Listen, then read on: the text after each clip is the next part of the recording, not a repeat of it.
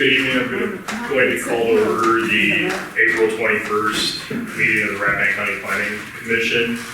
It appears all members are present, including Mr. Light, Mr. Henry, Mr. Sharp, Mr. Fuller, Ms. Ishii, Mr. Schuel, and I'm Keir Whitson, and we're joined by Marlena Lee and also by Gary Curry, the County Administrator. Our zoning administrator, Michelle Summers, had an unfortunate incident recently and is not able to be here, and she is on Zoom should we, on the Planning Commission, have questions for her. We have a relatively light agenda this evening, so I'm hopeful that we can move relatively quickly through the items that are listed. If we could all please stand for the Pledge of Allegiance for starters. I pledge allegiance to the flag of the United States of America and to the republic which it stands, one nation under God, indivisible, with liberty and justice for all. Thank you. First item of business is to adopt the agenda. I'll entertain a motion to adopt the agenda. Move to adopt the agenda. Mr. Kohler moved to adopt the agenda. Second. Mr. Light, thank you. Any discussion? Hearing no discussion, all those in favor say aye. Aye. Thank you. I'll now entertain a motion to adopt the minutes of our March 17th regular meeting. Hopefully you've all had a chance to review them. Move to adopt the minutes as, I believe they've been amended here. Ms. Lee, is that correct? Were there some edits?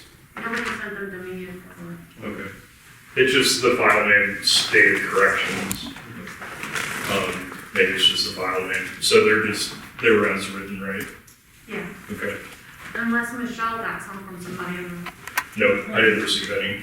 I'll second that. I'm sorry, these were adopted, I'm looking at now, these were adopted to February 17th, which are included.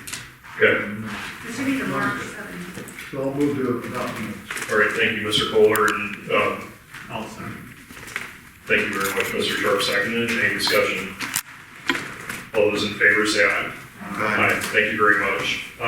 We have no public hearing scheduled for tonight. There is a public comment period on our agenda, which is standard. It'll be the only opportunity for members of the public to comment on anything that is on the agenda or anything else that you might have in mind. Does anyone wish to speak tonight? If so, just raise your hand so we can budget time accordingly. Okay, well, I will go ahead and open the public comment period if anyone wishes to speak. I will close the public comment period. Okay. You do have a couple people on Zoom. I'm sorry. Yoko, would you like to speak? Please do. Public comment. Yeah. Yes. Yep, see, I rushed right over you, so go ahead. The public comment period is still open. Thank you, go ahead. Okay, thank you. My name is Yoko Barsky and I live in Hampton District.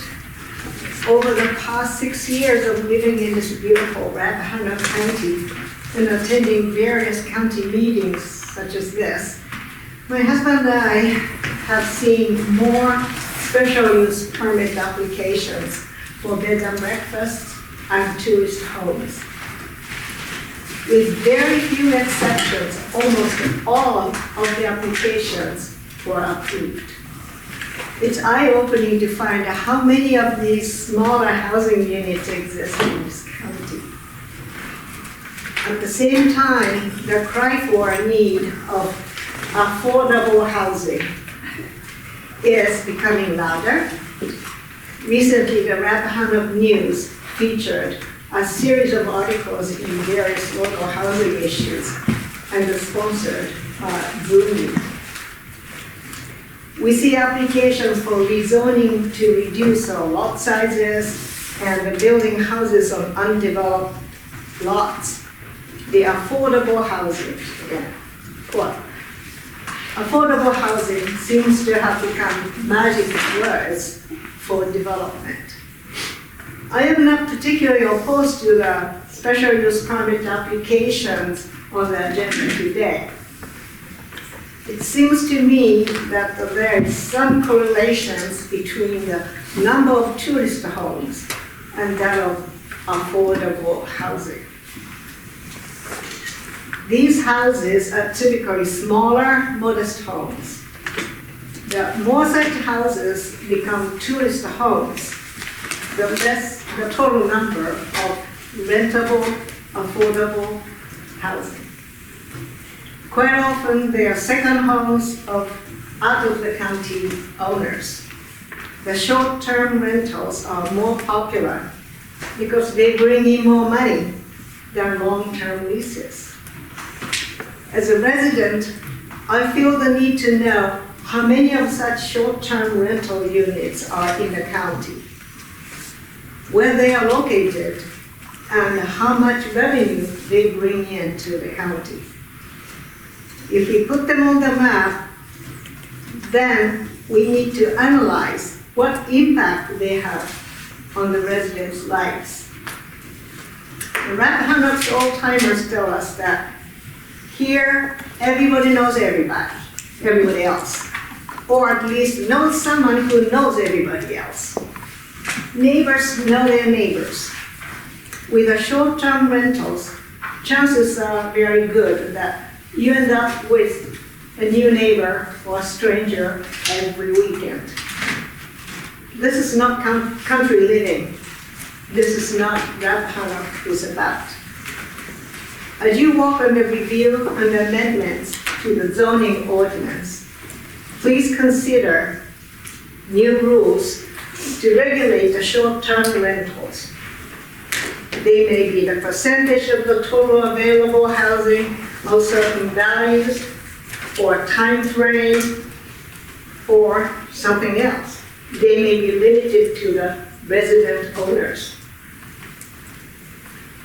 As a member of the Rappahannock Planning Commission, you have a responsibility to establish the vision for the future of this county. And this is one very important aspect to keep Rappahannock as it is. Thank you for listening. Thank you for the good comments. Anyone else wish to speak? And there are people on Zoom, I always forget about this. Anyone on Zoom who wishes to speak? There are a few people. Okay, I will close the public comment period, and I apologize, Ms. Barsky, for being so hasty here. Thank you very much.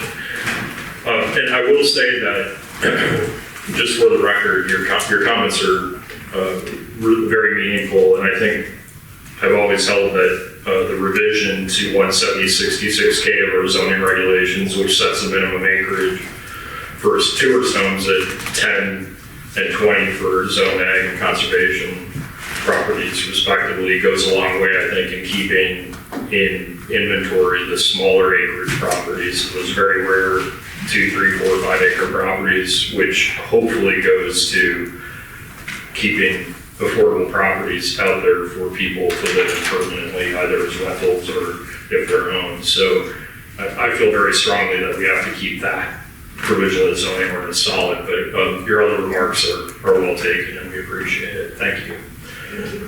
Okay, we are now on to new business, and because Ms. Summers is joining by Zoom, Mr. Curry kindly agreed to help us in person introduce what's before us. And if you all recall from our last regular meeting, we did hear from Mr. Brown on behalf of Dowling Real Estate LLC, Nick Dowling, and this was initially a special use permit application for a tourist home for a dwelling that's now under construction with the plan to complete it soon. It's been sitting half finished for at least a decade or more, and that's on the Blue Rock Inn property. And what we determined at our last meeting, Mr. Sharp, I don't think you were here, so just by way of background, turns out that there is a special exception permit overlay on that property that precluded a commercial use of the dwelling for which the party is seeking a special use permit. So in order to not put the cart before the horse, we have two related items here. One is a proposed amendment to the existing special exception permit to remove the non-commercial use provision applied to that property. Then second, reconsideration of special use permit application. Mr. Curry, is there anything you want to add or clarify? I would say that was an excellent introduction.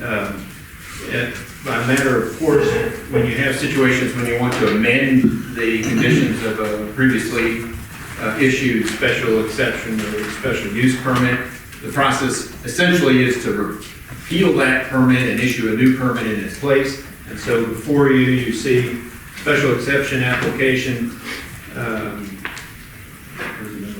SC 210302, and that would replace special exception 051202. As you pointed out, that 051202, which I have on the screen right now, has two conditions: Virginia Department of Health approval and no commercial use. So as you noted, the property owner would like to use this building, this second dwelling, as a tourist home, and as such, that would not be allowed with this condition, and so they're requesting Planning Commission's review and consideration and recommendation to the Board of Supervisors to remove that condition in a newly issued special exception permit. Okay, thank you very much. And Mr. Brown is here to answer any questions, but I think it's a relatively straightforward question. And I would go ahead and entertain a motion to move to the Board of Supervisors with a recommendation for approval to remove the condition, not allowing commercial use of the dwelling in question that is located on tax map number 28-48. And that, again, we go to the Board of Supervisors for amendment of that existing special exception permit. I mean, I'll make that motion. Okay, Mr. Sharp made motion. Do I have a second? All second. Okay. Mr. Sharp made a motion. Mr. Kohler seconded. Discussion? Mr. Chairman, if I may, my one concern about these is it seems like they're increasingly making these moves without public hearing, which I know we can usually do that with an eye toward the next body doing the public hearing, but it does make me sort of wonder if we're reinterpreting our role with respect to taking public input as it pertains to the comprehensive plan and the like. So I still harbor that concern for some of these choices, but that's my only comment at this time. Yeah, it's a good comment, and I did hear from one other member of the Planning Commission that we should look closely at how we are conducting these application reviews, including our preliminary review applications and how public hearings are scheduled. And so I'm mindful of the concerns that you and the other members raised, and I appreciate that. Is there any further discussion?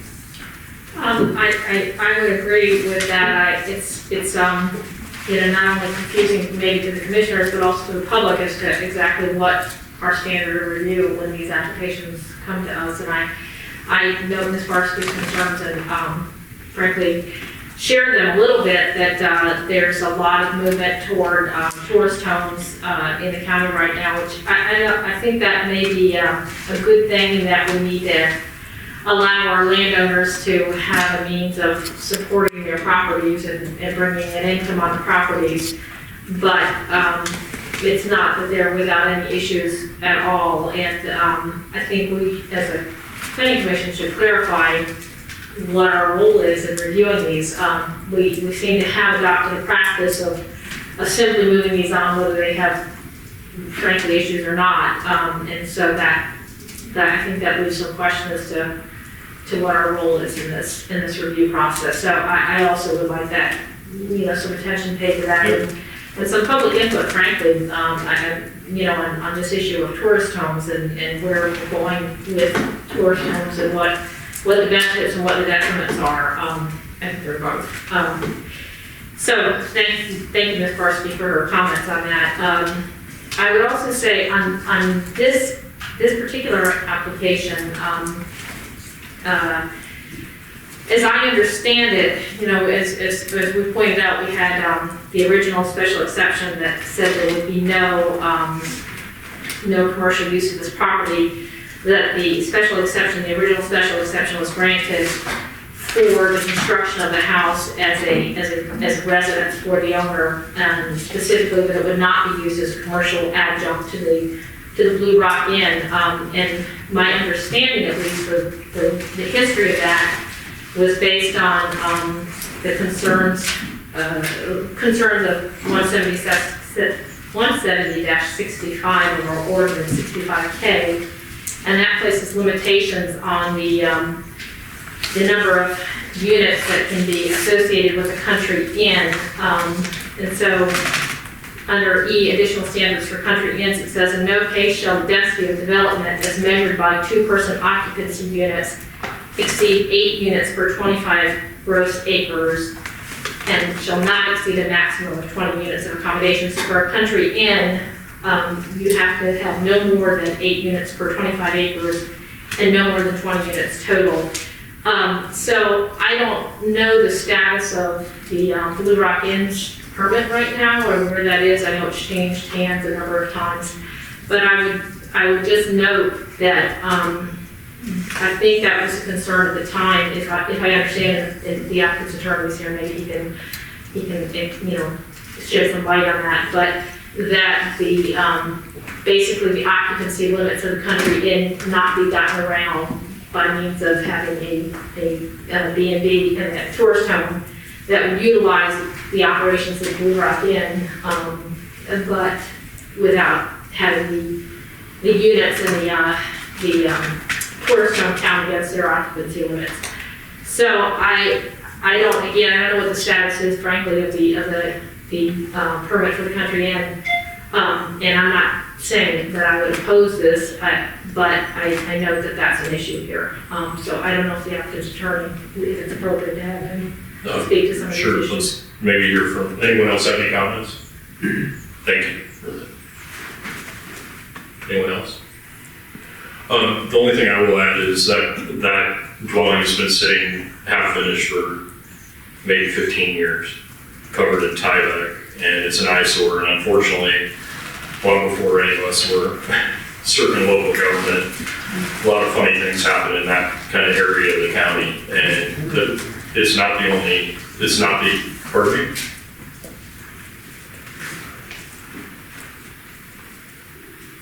It's not the only eyesore,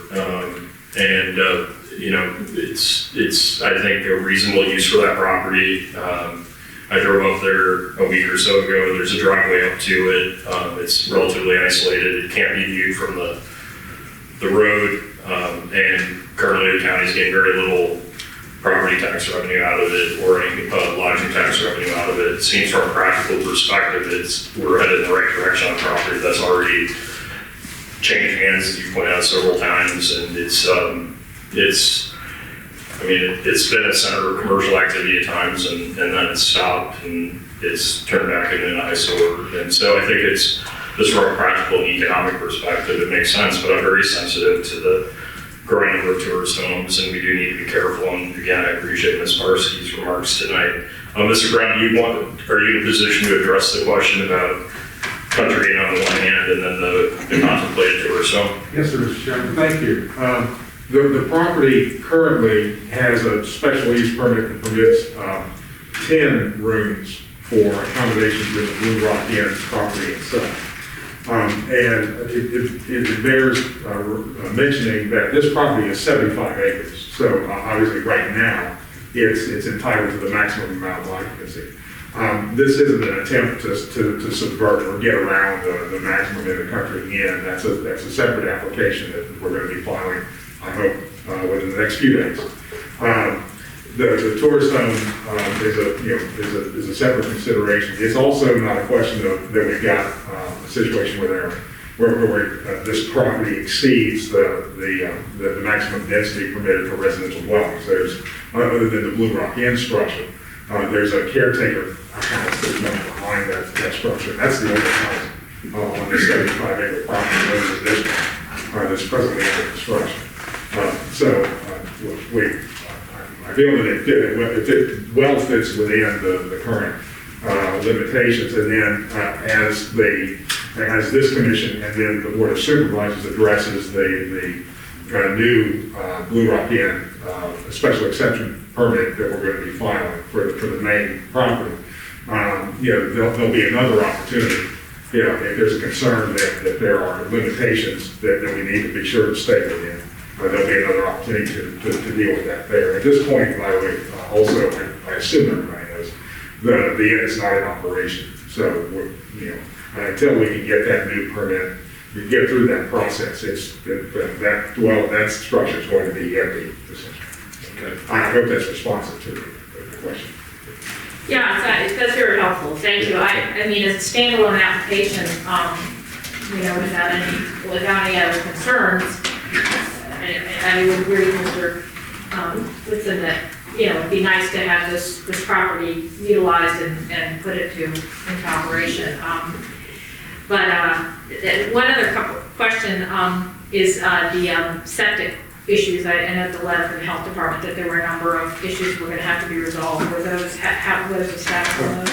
Yeah, they are in the construction process right now, and there's an initial letter in there from Ms. Carter. Now, of course, since that was issued, the applicant, the landowner, is scaling back the original plan for that was originally a 7-bedroom permit. And at this point, since the adoption of the May amendments to the zoning ordinance, of course, we're amending our application to conform to the May amendments. So we're dropping back to 5 bedrooms, and so that in and of itself is, you know, is going to be factored into the final permitted septic drainage on the plan. So you're anticipating filing an amended special use permit application? Well, this is already somewhere in your materials. There's an exchange of, I think, an exchange of emails between me and Ms. Summers. Because this application was actually filed before the May amendments were adopted. Right. And with the adoption of those, of course, we want the commission and the board to deem our application to be amended, you know, in conformity with those. We're not trying to take we're because we got it filed before the May amendments, so we're trying to still get 7 bedrooms out of it. So that has ultimately changed the configuration of some of the septic and drain field system. So again, they're in the construction process. I don't have a final permit that I can on that I can give you at this time. They're still in the works. So I have to apologize for not having seen that. So what we're sending forward to the board then, I assume, is this application before us, but understanding there will be amendments to the state, the special use permit, not to the special exception permit. I'm sorry, I made sure I got that right. Understand the question. There are changes being made to the special use permit, but not the special exception permit. Yeah, the special exception permit discussion we're having, which is where we started, and the motions on the table, relates simply to removing the restriction of no commercial use of that dwelling. And I think you're conflating a separate discussion about the special use permit application, which we can discuss now or separately, it doesn't matter, I'm happy to get it out of the way, so. Either way, I apologize, Okay. You're right, I was doing exactly that. So, okay, that's all my questions on that. For the special exception permit, that's all I have to say. Okay, so we have a motion and a second to move the special exception permit, proposed revision, remove the condition for no commercial use of the dwelling in question on the board of supervisors. Any further discussion? So we're moving it with the recommendation. Recommendation to amend the special exception permit to remove the condition on that property, no commercial use. Yeah, sorry, Mr. Chairman, I have a problem for me with recommendation to approve without getting public input. I really do.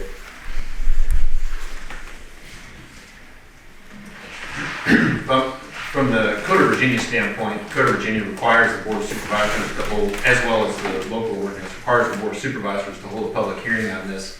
Code of Virginia allows the Planning Commission to provide input to the Board of Supervisors for that process. The Rappahannock County Code enables the Planning Commission to have a second public hearing if you so desire. But the Board of Supervisors must hold a public hearing before considering modifying this or adopting this special exception permit. I believe, Mr. Law, your point is that you would feel better if the planning commission had a public hearing on this application. Well, I guess my logic is as follows. For us to provide a recommendation of approval implies that we've assessed the likely impact on the general conditions of the area. And I don't know that we've reached that conclusion because we really haven't had a public hearing. So it seems to me that if we're going to expedite this by advancing without doing a public hearing, we should probably be careful to not make a recommendation when we do that. And perhaps what we want to do is say, okay, we're going to leave this to the supervisors to have a hearing, then maybe we should send it without recommendation, because what's the basis of that recommendation if you haven't had a hearing? Yep, and obviously we've got linked together special exception permit and special use permit application. So the two applications essentially are going to go two separate ways with hearings related to each one. So I'd be okay with removing the recommendation part of it. okay, so you wish to send it forward, you're amending the motion. I'm amending my motion to send it forward without a recommendation. Okay, so the amended motion is to send the special exception permit to the board of supervisors with no recommendation, and the one change that is under consideration is remove the condition placed on that dwelling for commercial use. Is there a second to that motion? I'll second that. Okay, Or if it was revised, maybe it should be Rick. I don't know. That's for what procedure. I'll second the last one, I'll second it. okay. So the motion is to move the special exception permit to the board of supervisors with no recommendation, and the action with the board of supervisors tasked with determining whether to remove the condition on the dwelling in question, which is located on the tax map described in the case record. So we have a motion and a second. Any further discussion? I feel that that's a more honest motion, to be honest, a more honest motion. I think there probably are a number of potential issues in this application that certainly justify a public hearing at some stage. I think the use of this property is an important piece of property along that stretch of highway. They also obviously have plans for it. I think the overall impact of what's happening there is probably of interest. So I don't think we've plumbed the issues around this application by any means. So I guess I would just say that I think that's a better motion. Any further discussion? All those in favor say aye. Aye. Opposed? Okay, great, thank you. I'd like to say that was easy, but it wasn't. But I appreciate all your input. The second part of this, and we did have a discussion, a fairly thorough discussion at our last meeting, and I think that discussion has begun again in the context of our earlier decision to move the special exception permit on the board of supervisors, and that's the related special use permit application to operate the dwelling in question as a tourist home under 170-66K. So I would just remind the applicant and my colleagues that this recommendation would be for approval or denial to the Board of Zoning Appeals, which is required to have a public hearing on the special use permit application for a tourist home. And I would go ahead and entertain a motion to move forward the special use permit application to the Board of Zoning Appeals contingent upon the Board of Supervisors approval of the amendment to the special exception permit. Can I ask a question about that? Does that mean it's not advertised for the Board of Zoning Appeals until after the supervisors meeting? Maybe Mr. Curry could answer the notice requirements. No, of course, the BCA will have to hold a public hearing, and this would probably follow, if you take this course, would follow similar to the Miller tourist home, which the BCA approved that SUP for tourist homes, contingent on the Board of Supervisors, in that case also allowing more than one dwelling on a parcel. So the BCA could have a public hearing and make an approval contingent on the action of the Board of Supervisors. If the Board of Supervisors never removed that commercial restriction, the applicant would not be able to move forward. In the case you were talking about Cliff Miller's application, there was two alternatives. They could either subdivide the property without the supervisor's approval, or they could It was, get yeah, a special exception, so they had an option to do it one or the other. In this case, if they don't approve it, then our hearing is not continued. I think it'd become moot. Yeah, so. Do we have I don't recall if we have a time limit on review of this application before us. Would it make more sense to wait until the board acts on this? Well, I'm sorry, Mr. Sharp, could I ask,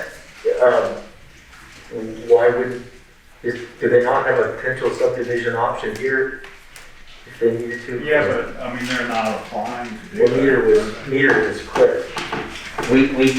That was kind of at no point did he propose to subdivide it. That was kind of something that kind of evolved over the course of the discussion. I see those things as long as there is a subdivision option here, I think they're exactly analogous. But I'm not sure that there is. I'm not sure. I think Mr. Sharp was asking procedurally if we notice a public hearing for the Board of Zoning Appeals while waiting for the Board of Supervisors to make a decision on special exception permit, how would the logistics of that work out? I think I mean, that it could possibly work, the advertising. I don't know if it would make the advertising after the supervisors meeting into the same month. It might. Mr. Curry, I don't know if you can do this on the spot, but the idea would be to move this forward to the BZA, they advertise it for a public hearing, and during that time, the Board of Supervisors reviews the special exception permit. I don't have any issue with the parallel course, and of course, there's an appetite for risk on the applicant. The fees that they paid for the permit, for both permits, they've already paid them, and they're entitled to move it forward. Yep. They've already paid for the advertising for both, and Okay. if one dies on the vine, that's an appetite for risk for the applicant. Thank you. Okay, I'll drop that line. Okay, again, I'd entertain a motion to move this on to the Board of Zoning Appeals with a recommendation for approval. It's a special use permit for to operate a tourist home. I'll make the motion. Okay, Mr. Kohler, second. I mean, I guess I'll second it if I have to. Mr. Sharp, second. Further discussion? Again, we're at the phase of moving things quickly forward without doing any particular work on the planning commission's part to flesh out the issues. And I think, again, that seems to be what our practice is headed toward. Whether that's the right practice, I'm not sure, and I don't know about that. On this one, again, you've answered some of the questions. I didn't have a ton of questions based on what we had in front of us. I'm not sure if I recommended approval or not. Did I recommend? That was, I was going to ask for clarification in the motion. Yeah, Please. I mean, I don't have to recommend approval. We could just move it to the Board of Zoning. Okay. So to clarify, the motion is just move it on to the Board of Zoning Appeals with no recommendation. But that was Mr. Kohler's motion. Oh, I'm sorry. All right. I thought it was Enthusiastic. We should have a second. You seconded. Okay, so you can amend it. All right. sorry. I'll amend it to. Thank you. All right, it's amended. So it's no recommendation to the Board of Zoning Appeals. And Mr. Sharp seconded. But you can continue this issue. That was just clarifying the motion. No, that's very helpful, and I appreciate it. Yeah, So I changed. Mr. Chairman, if I may. Yes, go ahead. I don't have any real procedural or legal foundation for this. My sense of the reason that there's this two-step review is that the planning commission is kind of the more general comprehensive plan. Is this copacetic with the surrounding area? Does it fit? Yeah. And so the idea of, we don't need to do a hearing because another organization might do a hearing, seems to me that there's a little bit of a flaw in that because of the different nature of the questions, that our review is generally associated with the use and how it fits with the comprehensive plan. And so the public input on that, I think, would be different. And of course, public can say whatever they want, and the BZA members and the supervisors can review it all they want. But my sense is the way the design is, and why we have a role in it to begin with, is to look at it from the broader standpoint of the long-range plan. Sure. And that subsequent one is more taking our recommendation on that and looking at the legal and the regulatory aspect. So with that in mind, I think it is still appropriate to move this forward without recommendation if we're not going to get the public input. Okay, yeah, and I appreciate that, and I mean, that raises something that I wasn't sure I even needed to discuss tonight. One issue I have with these special use permit applications, and you can see we have 6 of them on our agenda tonight, and you can see the time spent reviewing them in terms of minimum acreage, road standards, and all the basic checkbox type things.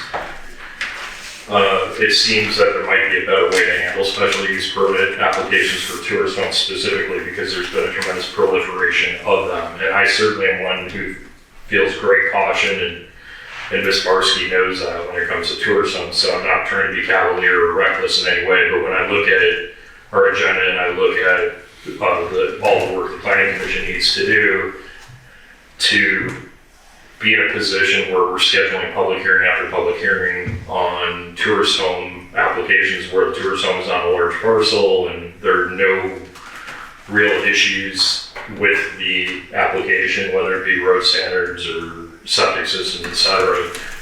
I'd like to, and I will work with my Board of Supervisors colleagues to move toward a more efficient way of addressing those, so it takes pressure off the Planning Commission. I appreciate your comments. My only concern is we continue to see these month after month after month, and certainly I'm showing my hand in the sense that I feel like if these are reasonable, for example, the Eastons came in with a home on 1,600 acres. I mean, do we really, something like that, do we really need a lot of public input? And a property like this, we all know the property very well. It has sufficient acreage for a tourist home, and so I just worry about going down the rabbit hole of having public hearing after public hearing. And I do appreciate what you're saying, because the Planning Commission definitely has a different role in this process. But I think we're protected, and the public is protected in the sense that it is a 2-step process.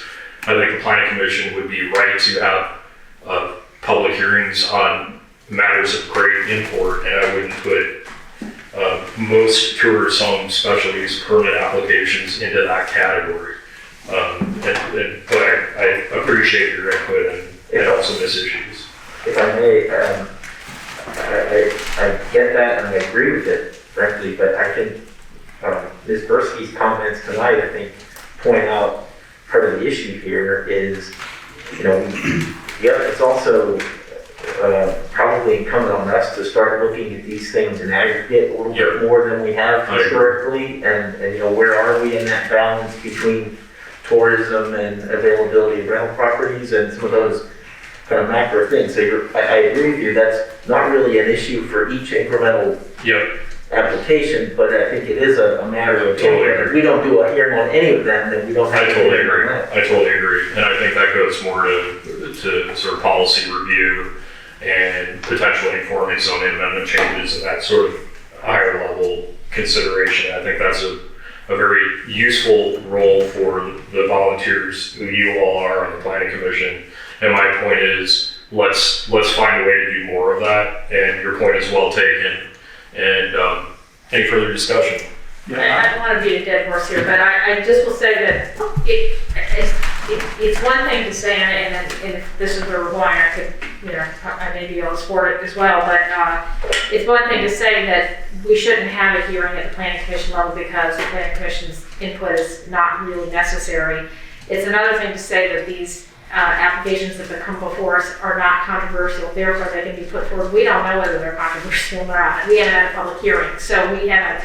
Without doing that, we can't. That's part of my discomfort in just moving forward with a recommendation for approval is I don't know what the issues are without more. So that's all. It's just on this one in particular, it's a large parcel. I believe there's one adjacent landowner to the west of the property. That landowner will be notified, am I correct, when the public hearing at Board of Zoning Appeals is scheduled. So that that landowner will know through direct communication to them that this application is going before the Board of Zoning Appeals. So I think that's an administrative mechanism to make sure that the public does have input, and we don't, I think in a case like this, an application like this, very discreet, relatively straightforward, we don't need to double up on public hearings, is my only point. And Mr. Chairman, I would add that I think it's reasonable not to make a recommendation without a public hearing. I think that is reasonable because Okay. you fail, what if we recommend denial with no input? That seems like Good way an to parse unfair it. process. Good way to parse it, and I think Mr. Kohler with your help amended his motion. So the motion and second, are there any further discussion? So this is just to move special use permit application for a tourist home. This is the dowling application onto the Board of Zoning Appeals with no recommendation. All those in favor? Aye. Opposed? Thank you. All right, the theme of the night is tourist homes, and so we're on to some more. Mr. Curry, if you could just get us started, and I believe you might need Ms. Summers' help. I've tried to connect all the dots here. And before we do that, I want to thank Ms. Mizell for something last spring. I contacted your property manager in the context of the potential need for housing to isolate for social distancing and quarantine purposes, our first responders, not knowing where the pandemic might go. And I want to thank you for your willingness to offer your properties for that purpose, and we really appreciate it. And what we're grateful for is we never had to go there. So that's good news for all of us. But it was one quick call to your property manager, and you agreed, and we're really grateful for your generosity in that regard. So thank you. Thank you. All right, Mr. Curry. I'll try to be very general. And Ms. Summers is listening. I don't know that she has the entire file in front of her because I have it next to me. But she and I did meet earlier, and it's my understanding that these properties have been used for rentals over time. There wasn't an understanding that a zoning permit was needed. I understand that they're in the process or have already corrected the taxation side of things. And now we're just trying to clean up the books and get these parcels that all have access to state roads, and there's 1, 2, 3, 4, 5 of them on multiple parcels to make sure that they are aligned with zoning ordinance. And of course, that would be aligned with the current zoning ordinance and the May amendments, which the Planning Commission and Board just adopted not too long ago, that do strengthen the protections for the community on where and how these types of uses can be placed. Any more than that, perhaps the applicants, or I can query the file. Okay, great.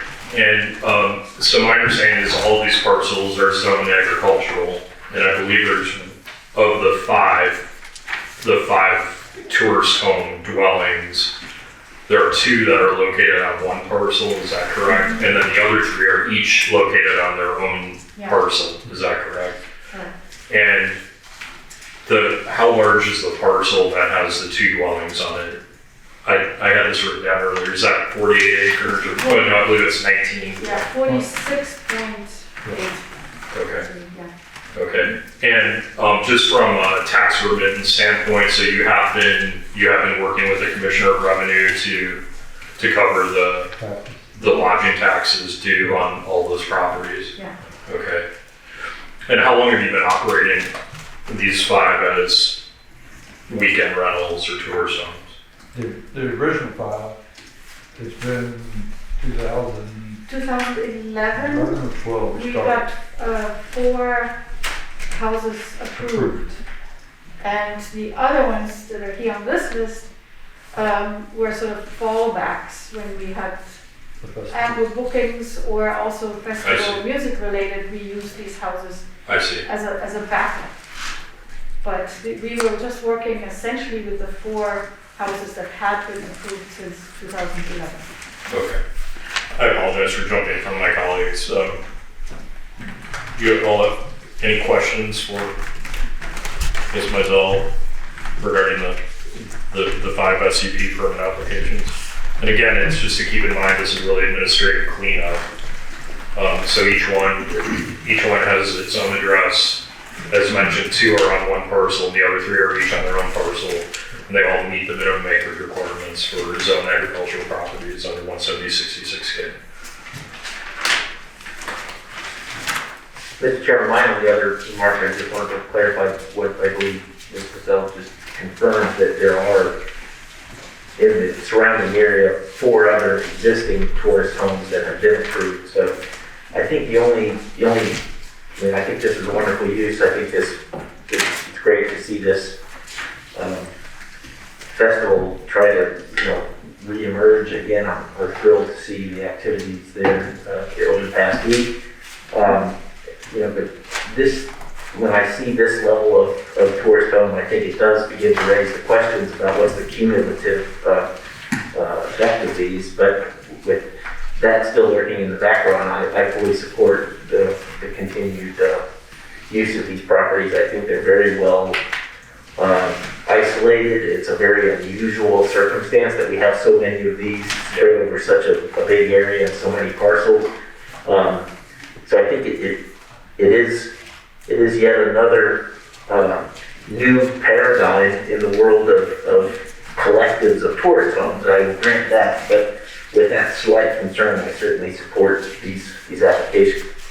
Ms. Summers is online and unmuted. I think she's able to provide some context. Perhaps.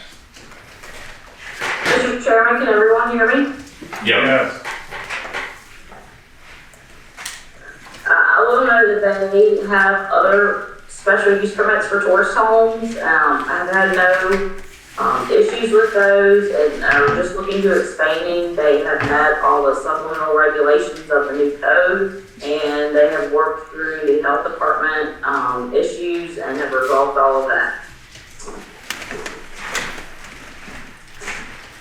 Ms. Ishii? Yeah, I just want to commend the owners for all the good they've done for the community, and I would agree that this is a unique set of circumstances with this many properties for very good reasons. I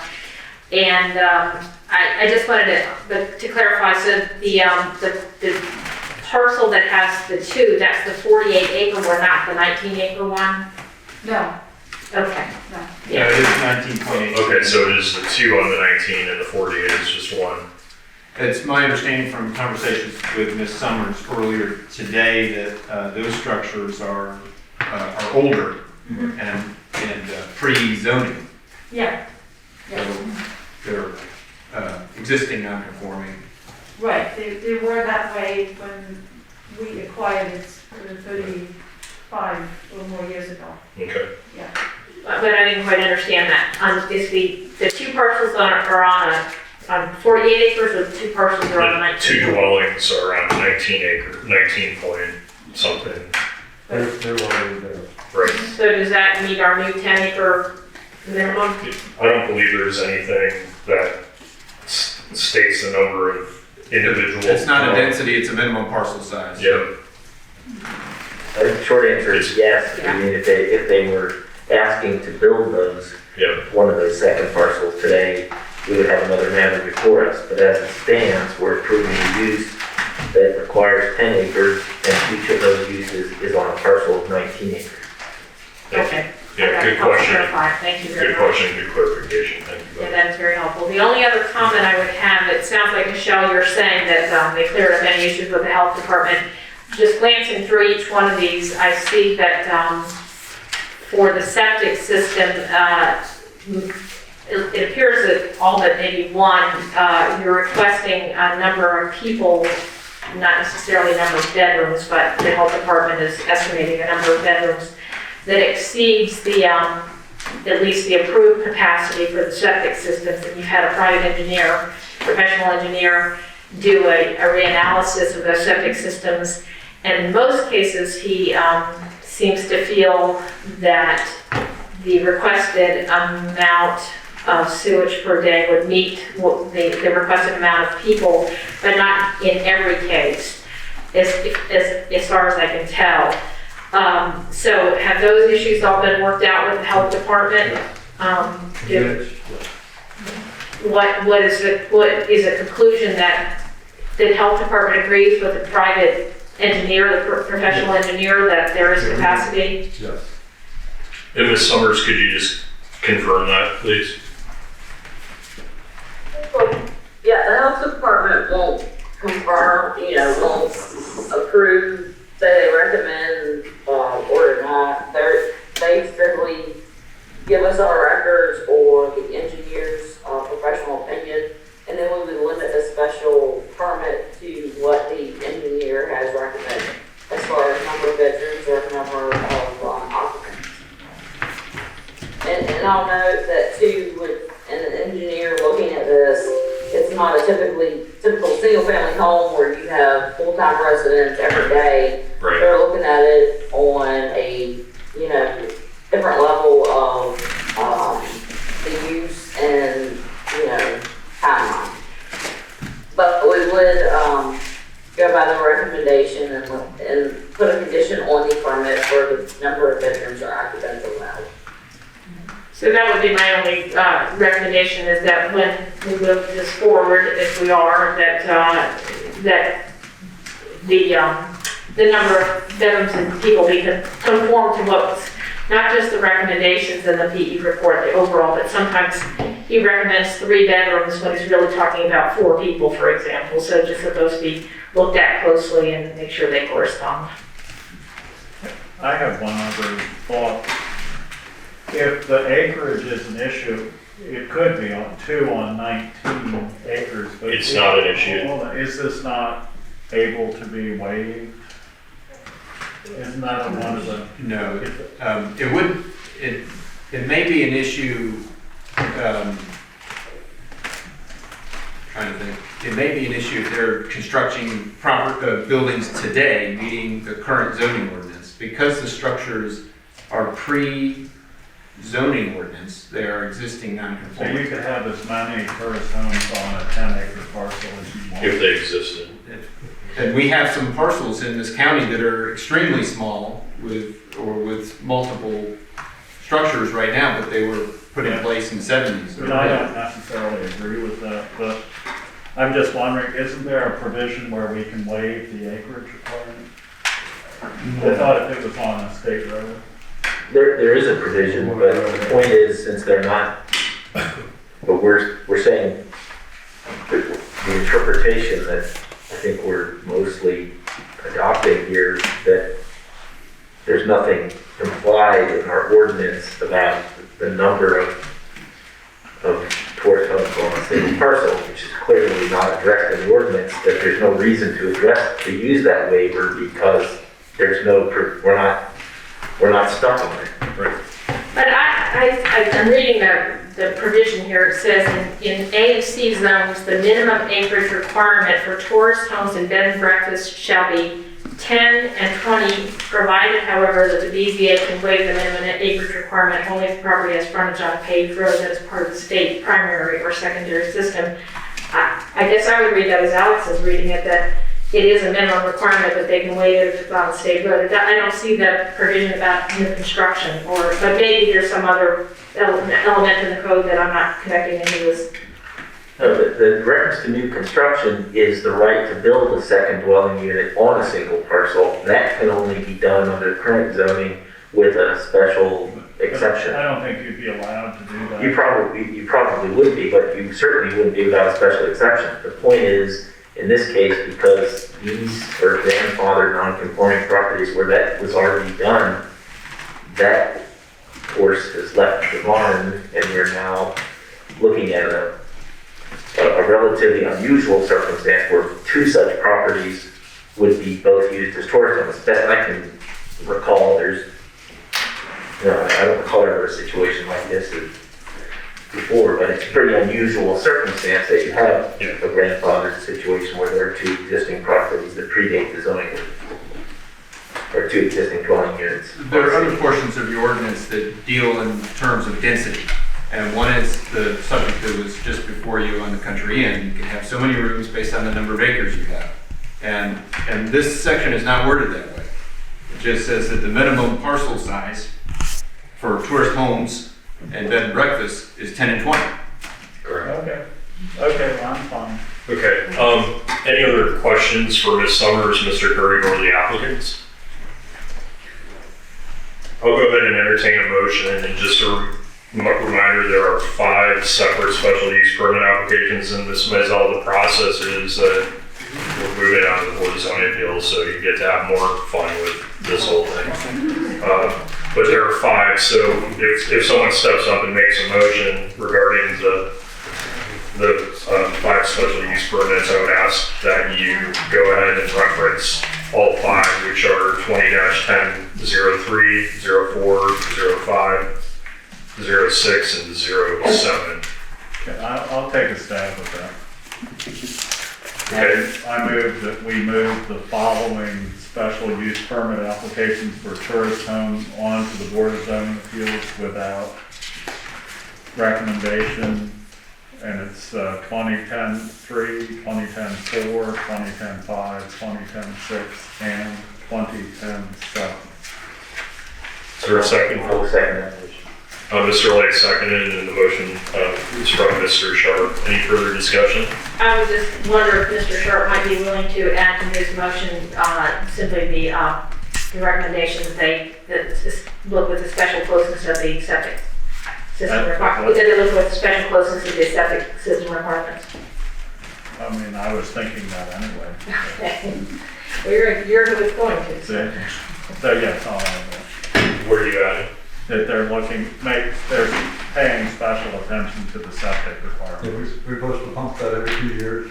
That's fine. Yeah, so the motion is move it to the Board of Zoning Appeals with no recommendation for the 5 applications, Except that they pay special attention. with instruction of the Board of Zoning Appeals, review the professional engineering and health department, review the septic systems for each of the dwellings. Sure. You said that? I still second it. I'll second. Okay. All right, any further discussion? Hearing none, all those in favor say aye. Aye. Opposed? Thank you very much. Thank you.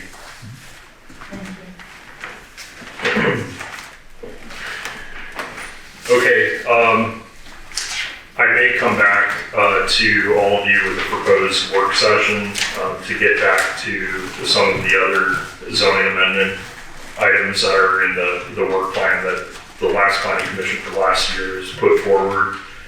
So I'll just do that separate from this meeting. At this time, we don't have any further business to attend to. Our next regular meeting is May 19th, 2021, and with that, I will entertain a motion to adjourn. So moved. Second. Mr. Kohler and Mr. White, thank you. All those in favor say aye. Aye. Thank you. Very well done.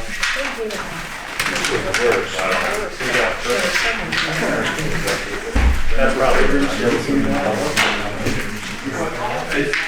Thanks, sir.